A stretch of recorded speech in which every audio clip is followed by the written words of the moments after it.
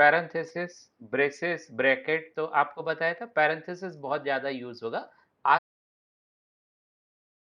से हम programming start कर रहे हैं, तो आज से ही आपको ये पैरेंथेसिस वर्ड ना ये यूज़ हो जाएगा। एम्परसेंट है दूसरा जो सबसे ज़्यादा यूज़ होने वाला वर्ड है, जो एंड का साइन है, एम्परसेंट हम कहेंगे। तीसरा हैज़ भी बहुत यूज़ होगा, पर हैज़ तो आपको मालूम रहता है। स्लैश और स्लैश के जो अपोज़िट है, ये है बैकस्लैश। तो बैकस्लैश यूज़ होंगे, हैश का टर्म यूज़ होगा, एम्परसेंड यूज़ होगा और पैरेंथेसिस है। ये 4 वर्ड हमारे सबसे ज़्यादा यूज़ होंगे यहाँ पे। थर्ड फीचर्स बताया था कि सी लैंग्वेज एक केस सेंसिटिव लैंग्वेज होती है। केस सेंसिटिव लैंग्वेज का मतलब है स्मॉल लेटर्स को अलग समझते हैं और कैपिटल लेटर्स को अलग समझते हैं। दोनों लेटर्स को अलग-अलग तरह से ट्रीट करते हैं। इस फीचर्स को हम कहते हैं केस सेंसिटिव फीचर। तो सी लैंग्वेज स्मॉल और कैपिटल को डिफरेंट डिफरेंट तरह से ट्रीट करती है। तो यहाँ पे एक स्टैंडर्ड टेबल है जिस टेबल से ये सारे ना लेटर्स लिए गए हैं। तो ASCII टेबल कहते हैं, आस्काई टेबल। तो 0 से 255 टोटल 256 लेटर्स होते हैं आस्की टेबल्स पे। तो इसमें कुछ आपको खास बताया था कि कैपिटल लेटर्स जो हैं, बताइए बेटा जरा कैपिटल लेटर्स कहाँ से कहाँ तक होते हैं? 65 to 90. हाँ, 65 सिक्स to 90 हाँ 65 टू 90 कैपिटल लेटर्स हैं। डिजिट कहाँ से कहाँ तक रहते हैं? 48 to 56 7 48 टू digits 50 हाँ 48 टू 57 और स्मॉल लेटर्स कब से कब तक रहते हैं? 56 स्मॉल लेटर्स 97 to 7 to 122. हाँ 90 97 97 to 97 to 122 122. हाँ और ऐसे लेटर्स जो स्क्रीन में नहीं है और अगर हम लिखना चाहें तो हम उसको ऑल्ट बटन से लिखते हैं हाँ? जैसे अल्फा लिखना बताया था आपको, अगर आप अल्फा लिखना चाहो तो ऑल्ट बटन से लिखेंगे। ऑल्ट और अल्फा का नंबर देखिए स्क्रीन पे लिख के आ जाएगा। नेक्स्ट हमने देखा था कि सी लैंग्वेज जो है सी 224 हाँ, हाँ सी लैंग्वेज के पीछे जो थ्योरी है वो क्या थी हमारी FOPS थ्योरी थी। सी फंक्शन बेस्ड लैंग्वेज है। सी में अगर आपको कुछ भी करना है तो हर काम करने के लिए आप फंक्शंस बनाते हैं और फंक्शंस पता कैसे चलते हैं, जिस किसी में भी पैरेंथेसिस लगा है वो सारे आपके फंक्शंस होते हैं। आज फर्स्ट डे से फंक्शन स्टार्ट हो जाएगा। जैसे ही हम सी का फर्स्ट प्रोग्राम बनाएंगे तो फंक्शंस हमारे यूज होने शुरू हो जाते हैं। सी प्लस प्लस जो है ये ऊप्स की थ्योरी पे बेस्ड है। सी जो है वो function oriented programming system FOPS theory पे बेस्ड है। ये लास्ट क्लास में हमने इतना देखा था। आज से हम ना प्रोग्राम बनाना शुरू करते हैं। तो मैं कोड ब्लॉक में रन कर रहा हूँ। ये जो स्क्रीन अभी आप देख रहे हो ये कोड ब्लॉक की स्क्रीन है। जनरली सभी स्क्रीन पे एक जैसा ही है। आप फाइल पे क्लिक करोगे तो न्यू, ओपन, ये सारे सेव, सेव एज, जैसे अगर आपने वर्ड भी यूज किया होगा, वर्ड या नोटपैड, तो उसमें भी यही सारे ऑप्शंस रहते हैं, वैसे ही ऑप्शंस इसमें भी हैं।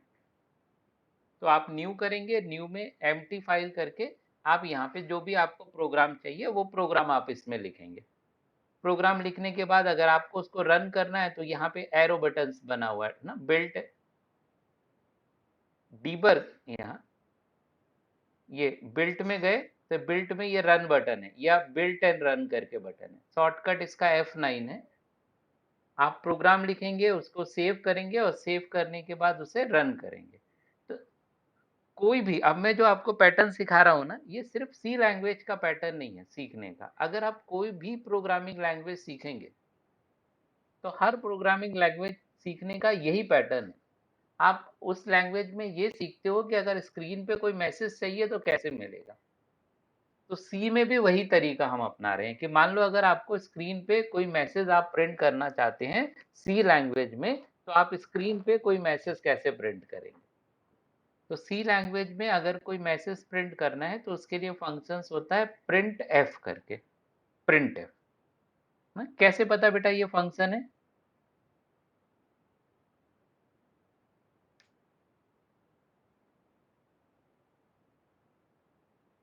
इसमें क्या लगा हुआ है, प्रिंटफ के बाद पैरेंथेसिस लगे हैं, ये वो पैरेंथेसिस, सामने हाँ parenthesis हाँ है।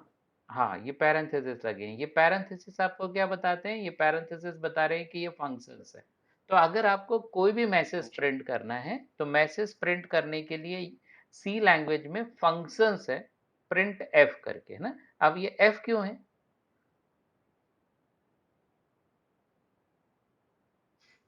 for functions है। हाँ एफ और भी फंक्शंस है।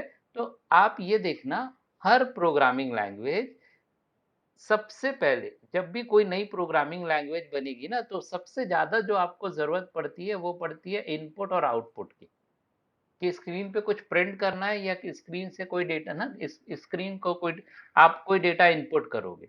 तो हर प्रोग्रामिंग लैंग्वेज क्या करती है, इनपुट आउटपुट को चेंज कर देती है। अगर आप कोई और लैंग्वेज पढ़ोगे ना तो उसमें इनपुट आउटपुट करने का तरीका अलग होगा। जैसे आप सी प्लस प्लस पढ़ोगे तो सी प्लस प्लस में इनपुट आउटपुट करने के लिए सी इन सी आउट यूज होते हैं। अगर आप बेसिक लैंग्वेज थे, मैंने एक दिन नाम लिखा ना, बेसिक लैंग्वेज में अगर आपको कुछ प्रिंट करना होता तो उधर पे प्रिंट नाम था, सिर्फ प्रिंट। अगर आप जावा करेंगे तो प्रिंट एलएन करके होता है। अगर आप पास्कल पढ़ते और पास्कल में अगर आपको कोई मैसेज प्रिंट करना होता तो वहां पे फंक्शंस क्या होता है, राइट। तो देखो ये तीनों जो हैं वो स्क्रीन पे मैसेज ही प्रिंट कर रहे हैं, ये तीन, और एक और फोर्थ हो गया अपना सी का फोर्थ वाला। सबका एक ही काम है लेकिन सबके नाम क्या है, अलग अलग है, डिफरेंट डिफरेंट है। तो ताकि वो यूनिक रहे, उनको ना उनकी प्रोग्रामिंग लगे, तो सबसे पहले वो इनपुट आउटपुट को चेंज कर देते हैं। जब भी कोई नई लैंग्वेज बनेगी अपने तरह से वो इनपुट आउटपुट बनाती है, अलग नाम दे देती है। तो वैसे चूंकि ये फंक्शन बेस्ड लैंग्वेज थी तो उन्होंने एक्स्ट्रा क्या जोड़ दिया, एफ जोड़ दिया। बेसिक में प्रिंट नाम से बना था तो उसको आगे बढ़ाकर उन्होंने क्या कर दिया, प्रिंट एफ कर दिया, एफ एक्स्ट्रा जोड़ दिया यहाँ पे। तो सी लैंग्वेज में अगर आप स्क्रीन पे कोई मैसेज प्रिंट करना चाहते हैं तो मैसेज प्रिंट करने के लिए फंक्शंस है प्रिंट एफ करके। तो हर फंक्शंस का हम सिंटेक्स लिखेंगे। सिंटेक्स का मतलब है डिस्क्रिप्शन, उस प्रिंट इसको डिस्क्राइब कैसे किया जाएगा। आप ऐसा सोच लीजिए कि बुक के पहले ना चैप्टर का नाम है, तो ये चैप्टर का नाम है, ये जो प्रिंट एफ है ना ये चैप्टर का नाम हो गया। आप फिर उस ना उस पर्टिकुलर चैप्टर में जाते हैं तो वहां पूरी डिटेल डिस्क्रिप्शंस रहती है। तो सिंटेक्स क्या बताएगा, पूरा डिटेल डिस्क्रिप्शंस बताएगा। ये कीवर्ड जैसा हो गया आपका यहाँ पे प्रिंट एफ। तो हर फंक्शंस का सिंटेक्स लिखा जाएगा, सिंटेक्स बता रहे हैं कि उसको कैसे डिस्क्राइब करना है। तो प्रिंटफ को डिस्क्राइब करने का तरीका क्या है, प्रिंटफ पैरेंथेसिस में डबल कोट्स के अंदर मैसेज लिखेंगे। आप जो भी मैसेज देना चाहते हो उसको डबल कोट्स के अंदर लिखा जाएगा, और हर लाइन के बाद में लास्ट में क्या लगा दिया जाएगा, सेमी कॉलन। अब ये भी हर लैंग्वेज का अपना एक तरीका है। जैसे हम कोई सेंटेंस एंड होता है तो फुल स्टॉप लगाते हैं, हिंदी में पूर्ण विराम लगाते हैं। वैसे ही सी लैंग्वेज में अगर कोई स्टेटमेंट एंड करना चाहते हो कि हाँ ये स्टेटमेंट हमारा एंड हो गया, तो लास्ट में क्या लगा दिया जाता है, सेमी कॉलन। तो सेमी कॉलन ये बता रहे हैं कि ये स्टेटमेंट हमारा क्या हो गया, एंड हो गया। लिखते चलेगा बेटा, मैं थोड़ा सा ना प्रिंट एफ को ही थोड़ा डिटेल समझना रहता है।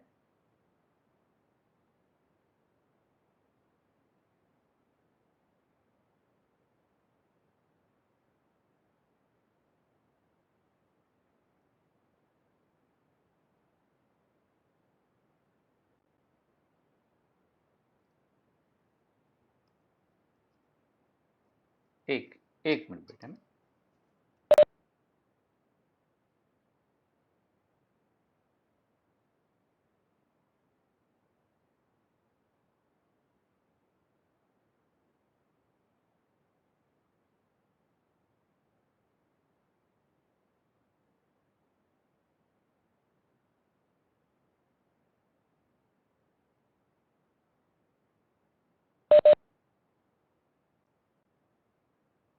अब देखिए बेटा यहाँ पे प्रिंटिव जो है, ये प्रिंटिव की मीनिंग जो है, जो भी आप सी लैंग्वेज में फंक्शंस पढ़ेंगे, हर फंक्शंस जो है ना वो किसी ना किसी हेडर फाइल में रखा हुआ है। क्योंकि ऐसे हजारों फंक्शन है सी लैंग्वेज में, जैसे प्रिंटफ है ऐसे बहुत फंक्शंस हैं। और अच्छी बात है कि आप अपने खुद के फंक्शंस भी बना सकते हैं और जितना चाहें सी को उतना बड़ा कर सकते हैं। हम अभी फिलहाल उनके फंक्शंस यूज कर रहे हैं, आगे जाके हम अपने खुद के फंक्शंस बनाना भी सीखेंगे। तो ऐसे हजारों फंक्शंस है उनके पास, तो उन्होंने क्या किया, फंक्शंस को ग्रुप्स में रख लिया अलग अलग। तो आपको जो फंक्शंस चाहिए वो ग्रुप का नाम बताना पड़ता है, ताकि मेमोरी में सारा फंक्शंस ना लोड हो जाए। अगर ऐसा नहीं करेंगे तो जैसे ही आपने सी इंस्टॉल किया, सारे के सारे फंक्शंस एक्टिव होने पड़ेंगे, जबकि सबकी जरूरत नहीं है। तो जिसकी जरूरत हो वही ग्रुप बस एक्टिव हो। तो उन्होंने क्या किया, फंक्शंस को अलग अलग ग्रुप्स में रख लिया। उन ग्रुप्स को ही हम क्या कह रहे हैं, हेडर फाइल्स कह रहे हैं।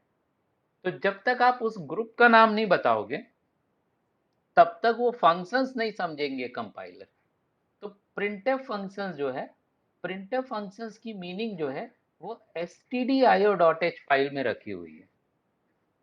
ये प्रिंटफ फंक्शंस की मीनिंग stdio.h में रखी है। stdio.h का मतलब है स्टैंडर्ड इनपुट आउटपुट, और .h मतलब क्या हो गया, हेडर फाइल।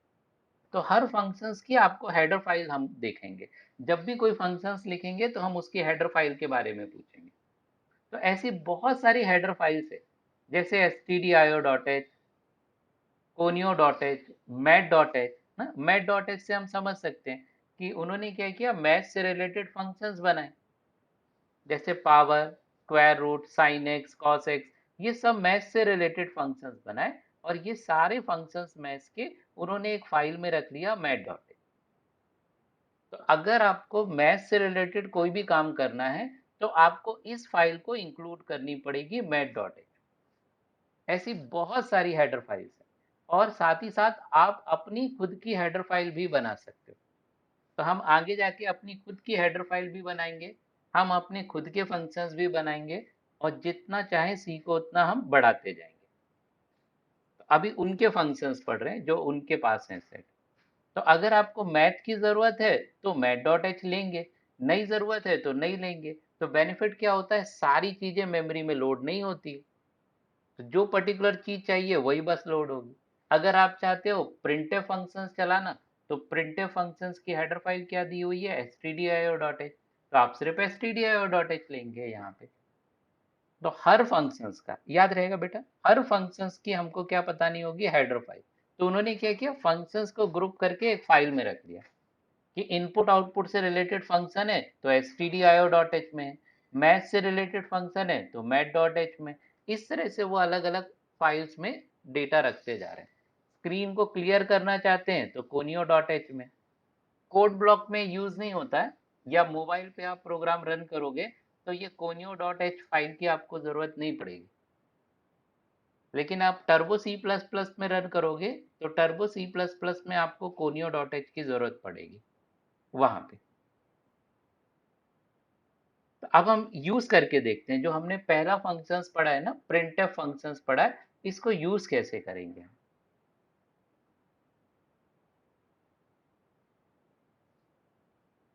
इतना लिख लिया बेटा आपने। Yes sir. ये आपको साउंड आ रहा था क्या अभी तक? यस सर, आ रहा था। नहीं, ये conio.h, mat.h मैंने बताया था, ये सारा साउंड आया अभी आपको? जी सर।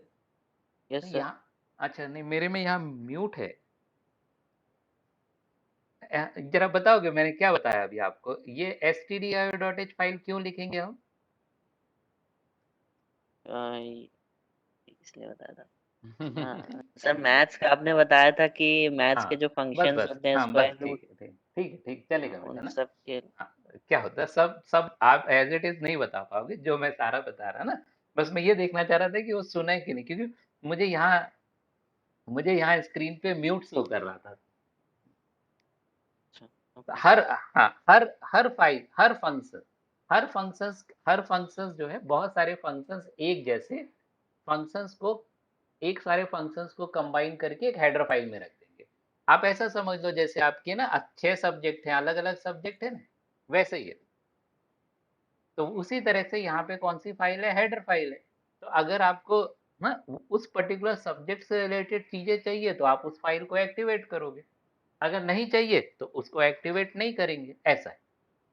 तो अब प्रोग्राम का स्ट्रक्चर देखते हैं। सी लैंग्वेज में आपको अगर कोई भी प्रोग्राम बनाना है तो उसका स्ट्रक्चर क्या होगा। तो हम सिर्फ उतने ही स्ट्रक्चर बना रहे हैं जितने की अभी ज़रूरत है ना, हम बहुत डिटेल नहीं बना रहे। जैसे-जैसे हमको चीज़ें आती आगे ज़रूरत पड़ती जाएगी तो हम नया लिखते चलेंगे।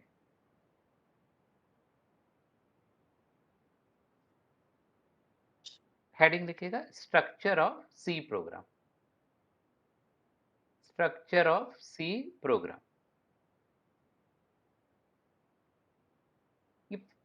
सी में पहले दिन ही काफ़ी कुछ आपको बताना पड़ेगा और इसके बाद यही चीज़ें सेम सेम चलती रहेंगी। नेक्स्ट डे से ना आप मेरे ना बहुत कुछ समझाने वाला पार्ट नहीं रहेगा, क्योंकि आज जो हम करेंगे यही चीज़ें बार-बार हमारी रिपीट होगी।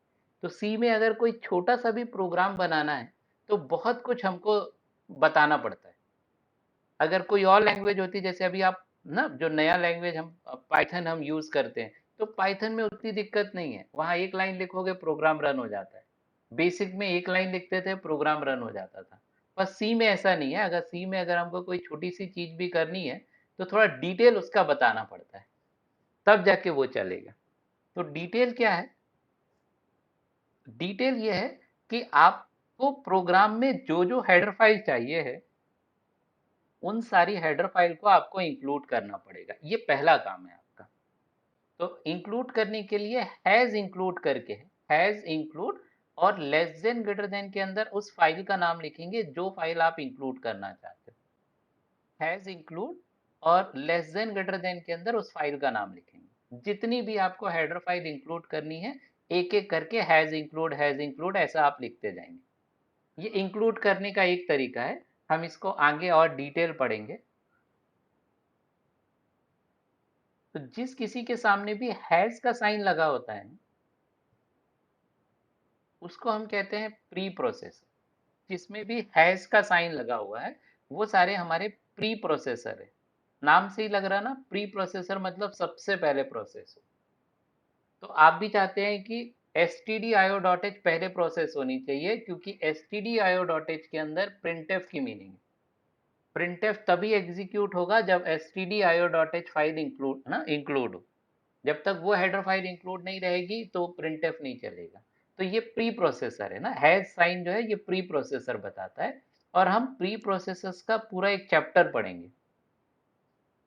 अगर आप बुक देखोगे ना सी की, तो सबसे लास्ट चैप्टर है प्री प्रोसेसर। सी का सबसे आखिरी चैप्टर है प्री प्रोसेसर। पर यूज जो है ना ये पहले दिन ही हो रहा है। तो अभी हम फिलहाल यूज कर रहे हैं, कुछ चीजों को हम फिलहाल यूज बस कर रहे हैं। इनके बारे में आगे जाके पूरा एक डिटेल पढ़ेंगे, पूरा एक डिटेल चैप्टर्स हमको मिलेगा इनके बारे में। ये जो 2 स्लैश लगाते हैं ना, यहाँ कमेंट कहलाते हैं ये, कि आपके लिए हैं। इसको कंप्यूटर रन नहीं करता। आपको कोई भी मैसेजेस देना है कि ये क्या लिखा है, जैसे हम समझाना चाह रहे थे आपको कि ये क्या लिखा है, तो 2 स्लैश करके लिख दिया हमने। 2 स्लैश करके लिख दिया मतलब ये प्रोग्राम का पार्ट नहीं है, ये आपके समझने के लिए लिखा है। कमेंट करने के लिए 2 स्लैश करके आप लिख सकते हैं। तो सी लैंग्वेज का फॉर्मेट है, सबसे पहला फॉर्मेट है कि आपको जो-जो हेडर फाइल चाहिए, वो सारी हेडर फाइल को आप इंक्लूड करेंगे, ये पहला काम। दूसरा है कि सी लैंग्वेज जो है वो एक फंक्शन बेस्ड लैंग्वेज है। फंक्शन बेस्ड, मैं कम से कम लिख रहा हूँ ताकि हम बाद में इसको डिटेल करें इसे। तो सी लैंग्वेज एक फंक्शन बेस्ड लैंग्वेज है। तो उन्होंने प्री डिफाइंड एक फंक्शन बना के दिया है जिसका नाम है मेन। कोई एरिया होना चाहिए ना जहाँ रन होगा प्रोग्राम। तो कुछ भी चीज जो आप मेन के अंदर लिखेंगे वही रन होगा और कुछ रन नहीं होगा।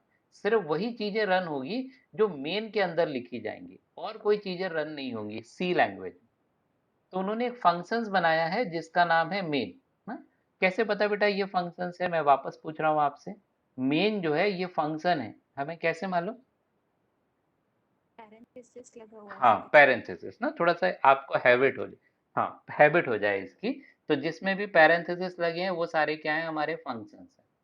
तो मेन करके फंक्शन से प्री डिफाइंड उन्होंने बना के दिया है। अंदर कुछ नहीं लिखा है उन्होंने, मेन के अंदर खाली है सारा कुछ। आपको लिखने को कहा है, तो आप जो भी चीज मेन के अंदर लिखेंगे ना वो चीजें ही बस रन हो सकती है, और कोई चीजें रन नहीं होती है यहाँ पे। तो मेन जो है वो सबसे इंपॉर्टेंट है सी लैंग्वेज में। तो हम यहाँ पे क्या कर रहे हैं, मेन है और मेन के अंदर आपको जो भी चीजें चाहिए वो लिख लीजिए। इंट मेन क्या होता है, रिटर्न जीरो क्या होता है, ये धीरे हम आगे समझेंगे। अभी हम नहीं भी लिखेंगे तो कोई दिक्कत नहीं है। जो इंट है वो मेन फंक्शन की प्रॉपर्टी है। तो हम पूरा एक चैप्टर ही पढ़ेंगे फंक्शंस का, 7 दिन 8 दिन लगेंगे पूरा डिटेल। तो उधर पे हम पूरा डिटेल समझेंगे कि वो सब क्या है। अगर अभी हम नहीं भी लिखेंगे तो एक वार्निंग आती है बस ना। वार्निंग और एरर में डिफरेंस होता है। एरर अवॉइड नहीं कर सकते हैं, वार्निंग अवॉइड हो जाती है ना। वार्निंग है कि हर चीज आप सही कर रहे हैं कि नहीं कर रहे, उसको वार्निंग कहते हैं ना। जैसे ट्रैफिक सिग्नल में आपको वार्निंग मिलती है कि हेलमेट लगाएं ना, रेड सिग्नल को पार ना करें, ये वार्निंग्स है ना। पर अगर टक्कर हो जाए तो ये तब है, नहीं हुई तो सब वार्निंग ही चल रही है। तो ऐसे यहाँ पे वो ना वार्निंग मिलेगा बस। तो अभी क्या स्ट्रक्चर है हमारा कि हमको क्या करना रहेगा प्रोग्राम में। सबसे पहले सारी हेडर फाइल्स दिखेंगे, फिर मेन नाम से एक फंक्शन है। इस मेन के अंदर ये ब्रेसेस स्टार्ट हो रहे हैं और क्लोज हो रहे हैं। तो ये बता रहे हैं कि मेन यहाँ शुरू हो रहा है और मेन यहाँ पे खत्म हो रहा है। ये मेन यहाँ स्टार्ट हो रहा है और मेन यहाँ पे एंड हो रहा है। इसके अंदर जो लिखना है ये आपका काम है। इसके अंदर आप जो भी लिख देंगे वो रन हो जाएगा यहाँ पे। तो पहला प्रोग्राम बनाते हैं, फर्स्ट प्रोग्राम बना के देखते हैं। एक मैसेज प्रिंट करने का प्रोग्राम बना रहे हैं। मान लो हमको स्क्रीन पे एक मैसेज प्रिंट कराना है, वेलकम, ये मैसेज प्रिंट कराना है। तो वेलकम मैसेज को प्रिंट करने का हम एक प्रोग्राम बनाते हैं।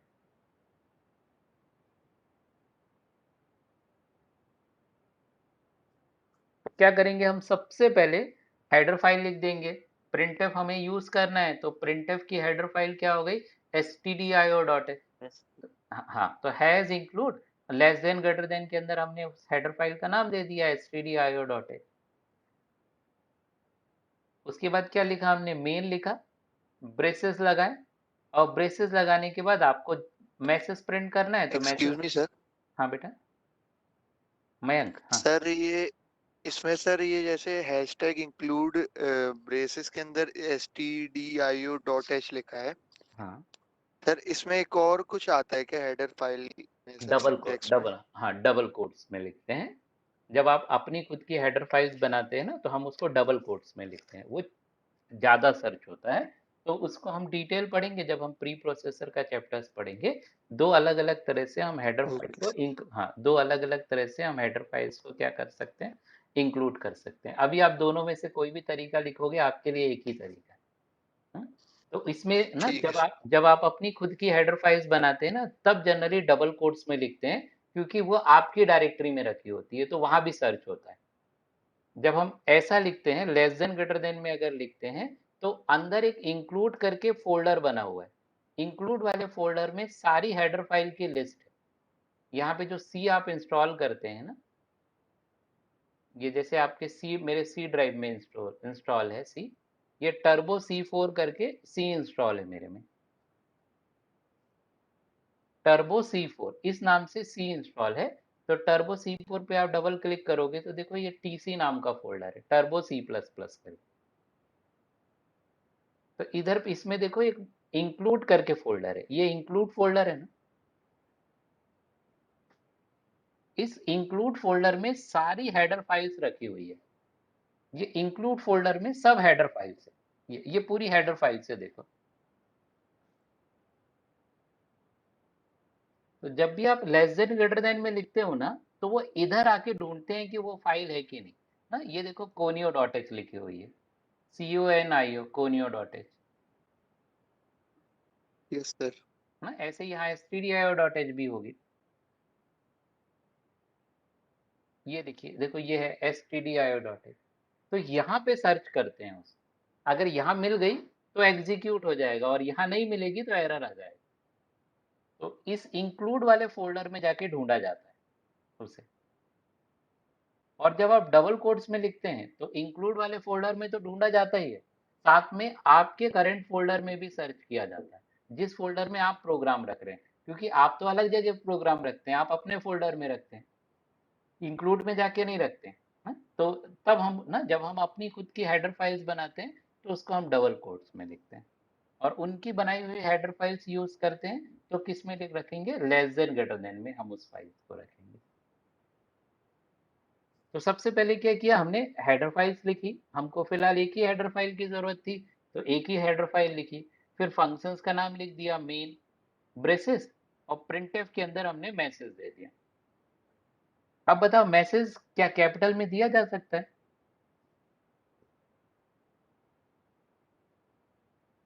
हाँ, प्रिंटफ जो देना है ना बेटा वो स्मॉल में लिखना है, सब स्मॉल में लिखना है। जो भी मैंने अभी आपको बताया है सब स्मॉल में लिखेंगे ना, जो भी कीवर्ड्स हैं सारे स्मॉल में, जो कैपिटल में आएगा वो मैं बताऊंगा।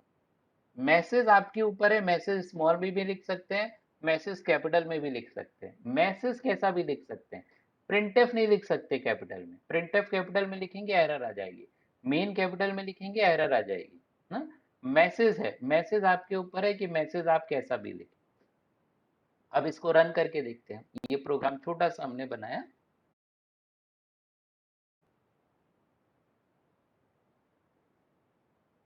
इस प्रोग्राम को हम एग्जीक्यूट करके देखते हैं। ये कोड ना, ये कोड ब्लॉक की स्क्रीन है। तो आप फाइल पे जाएंगे, न्यू करेंगे और प्रोग्राम टाइप करेंगे, आपको जो भी प्रोग्राम चाहिए। मेरे पास होगा बना तो मैं एवरेज से पिक कर रहा हूँ।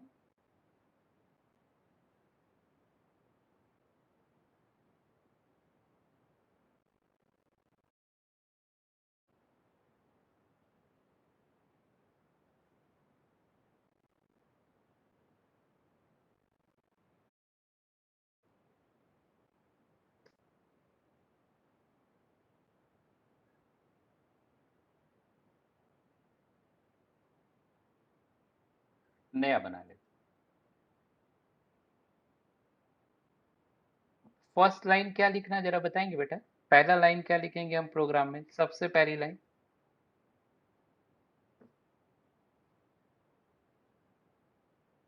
सर इंक्लूड ब्रैकेट के अंदर stdio.h। हाँ, has include, less than greater than में क्या लिख दिया, stdio.h। फिर क्या लिखेंगे, मेन ना, फंक्शंस का नाम क्या है, मेन, पैरेंथेसिस, मेनली हाँ पैरेंथेसिस, ब्रेसेस स्टार्ट किया। और अब हम यहाँ पे क्या लिखेंगे, जो मैसेज आपको प्रिंट कराना है, तो प्रिंटफ, और डबल कोट्स में आपको जो भी मैसेज आपकी इच्छा है, मैसेज स्मॉल में लिखें कैपिटल में लिखें। तो वेलकम लिख दिया मैंने यहाँ पे ना। और हर हर मैसेज के लास्ट में क्या लगाना है, मैसेज के प्रिंटफ फंक्शन है ना, तो फंक्शंस के लास्ट में क्या लगेगा, सेमीकोलन। हाँ सेमी कॉलन। तो मेन में क्यों नहीं लगाया? सेम सर, क्योंकि उसके आगे अपन को फंक्शन बनाना था मतलब। हाँ, अगर हम मेन में सेमी कॉलन लगा देंगे ना, यहाँ याद कैसे रखेंगे अब, यहाँ पे याद रखना है, जब भी ये ब्रेसेस मिलते हैं, ये ब्रेसेस ना, ये ब्रेसेस हैं, तीन चीज बताई थी ना सर आपको। Your voice is not clear. हाँ, और बेटा बाकी किसी को?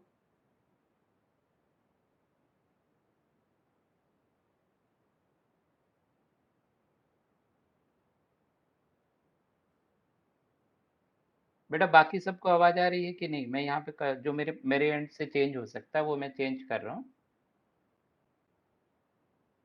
तो बीच बीच में वॉइस क्लियर नहीं आती। सर ब्रेक हो रही है वॉइस। अभी देख, अभी अभी अभी क्लियर है बेटा?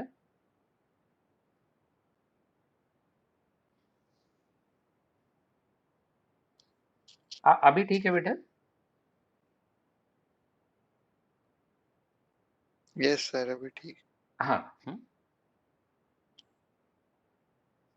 तो यहाँ पे क्या याद रखना है, जैसे मेन लिखा ना आपने, मेन फंक्शंस का नाम लिखा, तो मेन के बाद क्या लग रहे हैं, ब्रेसेस लग रहे हैं। हाँ? तीन चीज बताई थी आपको पिछली क्लास में। ये जो पहला लिखा है इसको बोलते हैं पैरेंथेसिस, ये कहते हैं सर ब्रेसेस। हाँ? और ये क्या होता है, ब्रैकेट। ब्रैकेट। तो ना ये टर्म्स बार बार होंगे तो इसलिए मैं बार बार याद दिला रहा हूँ आपको। तो जब कभी भी ब्रेसेस लगा हुआ है तो ब्रेसेस के ऊपर वाली लाइन में कभी सेमी कॉलन नहीं आएगा। ब्रेसेस बता रहा है कि यहाँ से स्टार्ट हो रहा है और ये यहाँ एंड हो रहा है। जब आपको ना एक ब्लॉक बनाना पड़ता है, बहुत सारी लाइंस को कंबाइन करनी है ना, तो आप ये ब्रेसेस लगाते हैं सी में। ब्रेसेस एक ब्लॉक को इंडिकेट करता है। तो ब्रेसेस बता रहा है कि मेन फंक्शन यहाँ शुरू हो रहा है और यहाँ एंड हो रहा है। अगर आपने यहाँ सेमी कॉलन लगा दिया तो ये ब्रेसेस क्या हो गए, मेन से अलग हो गए, स्वतंत्र हो गया, मेन वहीं खत्म हो गया। तो अगर आपने मेन के लास्ट में सेमी कॉलन लगा दिया तो मेन एंड हो गया। तो मेन अगर एंड हो गया तो ये जो है अब ये मेन का पार्ट नहीं है, तो ये एग्जीक्यूट ही नहीं होगा। मैंने अभी बताया ना, जो चीज मेन में लिखी है वही रन होगी, और मेन तो खत्म हो गया अगर मेन के लास्ट में क्या लगा दिया, सेमी कॉलन। तो ये याद रखिएगा, जिस किसी में भी ब्रेसेस लगे होंगे उसके ऊपर वाली लाइन में कभी सेमी कॉलन नहीं लगेगा। तो ये हमने प्रिंटफ और एक मैसेज दे दिया, अब रन करते हैं ना, तो बिल्ट में जाएंगे, बिल्ट इन रन। नहीं है तो देखो ये जो नीचे जो स्ट्रिप बनी हुई है, ये सेव एज, तो ऐसे यहाँ पे, ये यहाँ पे आप आएंगे ना, तो बिल्ट एंड रन करके आपको दिख रहा है क्या बेटा स्क्रीन पे सही, जहां भी कर्सर रखा, कर्सर माउस पॉइंटर है, बिल्ट एंड रन, हाँ, बाजू में सिर्फ रन है, उसके बाजू में बिल्ट है, हाँ, तीसरा वाला जो है वो बिल्ट एंड रन। तो अगर आप कभी कुछ चेंजेस वगैरह भी करते हैं ना, तो बिल्ट एंड रन, हमेशा बिल्ट एंड रन वाला काम करें। तो ये बिल्ट एंड रन में क्लिक कर रहा हूं मैं, तो फाइल को सेव करने को पूछेंगे। जब तक सेव नहीं करोगे कोड ब्लॉक में रन नहीं होगा प्रोग्राम। तो मैंने अभी जो प्रोग्राम बनाया इसको मैंने सेव नहीं किया है, तो ये रन नहीं होगा यहाँ पे। तो आपको जहां भी फोल्डर ना, जहां जहां भी आप सेव करना चाहते हैं, आप अपने नाम से एक फोल्डर बना लीजिए और उस फोल्डर के अंदर ये सारे प्रोग्राम्स लिखते जाइएगा। तो ना मैं कोई नाम दे देता हूँ इस प्रोग्राम का,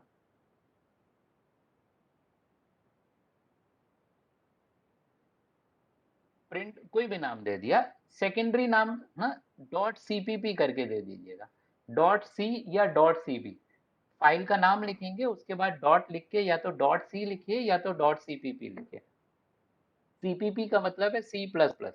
सीपीपी लिखने से क्या फायदा है कि सी प्लस प्लस के फॉर्मेट में सेव कर रहे हैं, तो उससे बेनिफिट क्या होता है, सी प्लस प्लस के फीचर्स भी रन हो जाएंगे, सी के भी फीचर्स रन हो जाएंगे। तो देखो जैसे ही रन किया स्क्रीन पे मैसेज क्या लिख कर आ गया, वेलकम। अब आप इस प्रोग्राम को जितनी बार भी रन करेंगे आपको आंसर्स मिलेगा। देखो मैं दोबारा रन कर रहा हूँ, तो जैसे ही दोबारा रन किया ये वेलकम आ गया।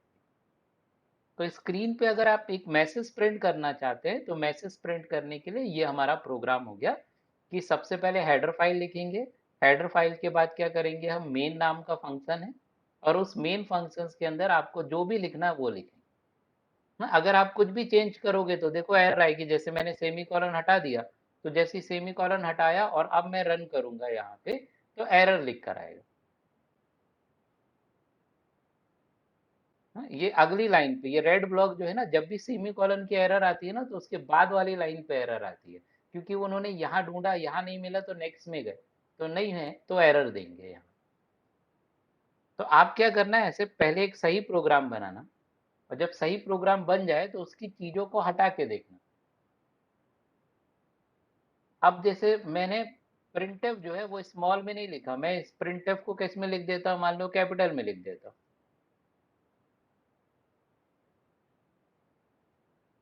अब मैं देखना रन कर रहा हूँ तो देखो फिर एरर आ रही है यहाँ पे, वो देखो red red block, fifth line पे रेड ब्लॉक बन के आ गया, और नीचे नीचे पूरा डिस्क्रिप रहता है, आपको स्क्रीन ना उतनी यहाँ दिख रही कि नहीं दिख रही। अगर आपने कैपिटल में लिखा तो एरर आ रही है, तो एरर क्या आ रही है, printf was not declare in this scope करके। अलग अलग एडिटर में थोड़ा अलग अलग तरह का मैसेज आता है। अगर आप टर्बो में करोगे ना तो वहां प्रोटोटाइप एरर आएगी। जो फंक्शंस आप ये सोच रहे हैं कि ये कोई नया फंक्शन है, कैपिटल प्रिंटफ करके तो कोई फंक्शन है नहीं उनके पास, स्मॉल प्रिंटफ है, और वो किस में ढूंढ रहे हैं उस फंक्शन को, stdio.h में ढूंढ रहे हैं। तो stdio.h में ये कैपिटल प्रिंटफ नाम का तो कोई फंक्शन ही नहीं है।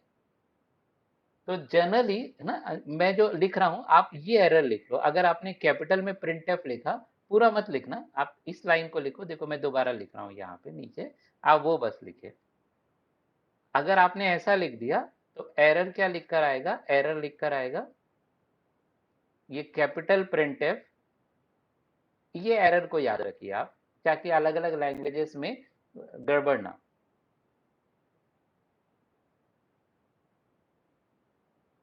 प्रोटोटाइप एरर है, अगर प्रोटोटाइप एरर है तो तो आप समझ जाना कि आपने इस फंक्शंस की मीनिंग नहीं बताया, आप ये नहीं बता रहे कि ये किस हेडर फाइल में है। तो कैपिटल प्रिंटफ जो है वो stdio.h में नहीं लिखा है, तो इसलिए एरर दे रहे हैं। वो समझ रहे हैं कहीं आपका तो नहीं है फंक्शन, तो वो कह रहे हैं कि ये फंक्शंस का मीनिंग नहीं है। कोड ब्लॉक में स्कोप लिख कर आ रहा है उसकी जगह पे ना, कि capital printf was not declare in this scope करके। तो हमको वैसा ही लिखना पड़ेगा जिस तरह से वहां पहले से लिखा हुआ है। तो सारी चीजें स्मॉल है ना, जो चीजें कैपिटल होगी उसको अलग से स्पेसिफाई करके बताया जाएगा। तो हमारा काम है पहले प्रोग्राम रन सही होना चाहिए। जब सही रन हो गया ना तो हम जानबूझ के कुछ चीजें हटा हटा के देखेंगे। तो आप ऐसे करके देख लेना, हर चीज एक एक हटा के देखना और देखना क्या एरर आ रही है, क्योंकि आपको सही बनता है प्रोग्राम। सही प्रोग्राम बनाते बनता है, तब आप एरर हटा के देखेंगे तो आसानी होगी। पहले सही बनाना है बिल्कुल, जब सही बन जाएगा तो तब उसको हटा के देखना है कि हेडर फाइल नहीं लिखी ना, या ना मेन में सेमी कॉलन लगा दिया, या ब्रेसेस नहीं लगाए, एक ब्रेसेस लगा दिया दूसरा नहीं लगाया। तो वो एरर को पहचानने में आपको समझ में आएगा कि कैसे क्या कर रहे हैं।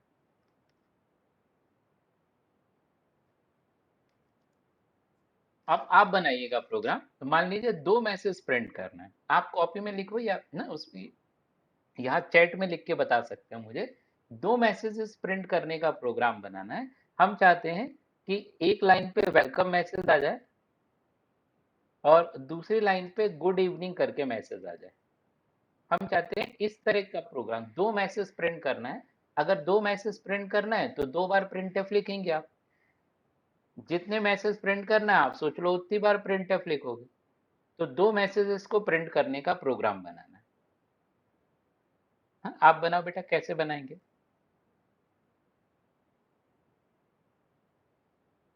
2 अलग अलग लाइन पे हमको 2 मैसेजेस को प्रिंट कराना है।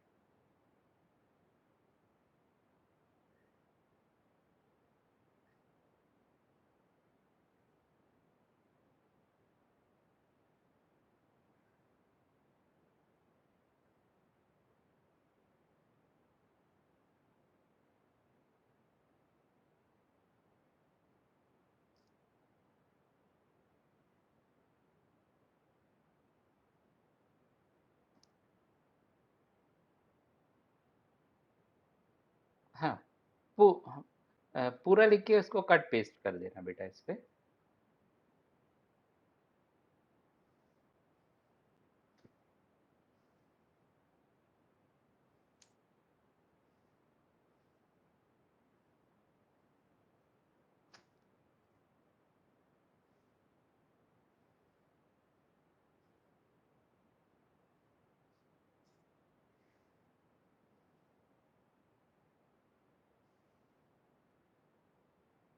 आप बेटा आपने ये इंस्टॉल किया है आपने अपने कंप्यूटर पे टर्बो या कोड ब्लॉक या कोई और कंपाइलर?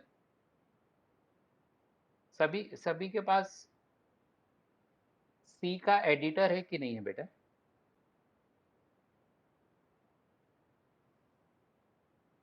अर्नव? सर, हाँ, सबके पास है टर्बो बेटा। C++ हाँ, तो टर्बो सी प्लस प्लस में भी मैं आपको रन करके बता रहा हूँ, पर स्क्रीन थोड़ा सा बेटा ये ऑनलाइन में उतनी अच्छी दिखती नहीं है। Yes sir. अभी मैं ना आप अपने में जैसा मैं पैटर्न बताता हूँ वैसा आप करना, वहां रन हो जाएगा। पर हो सकता है कि मैं यहाँ से आपको स्क्रीन शेयर करूंगा ना, तो उतना अच्छा स्क्रीन वहां यस शेयर नहीं होगा। तो पहले एक चीज यस अच्छे सर। से, हाँ पहले एक चीज अच्छे से समझ लीजिएगा बेटा, एडिटर कोई भी यूज करो, उससे कोई फर्क नहीं पड़ता है।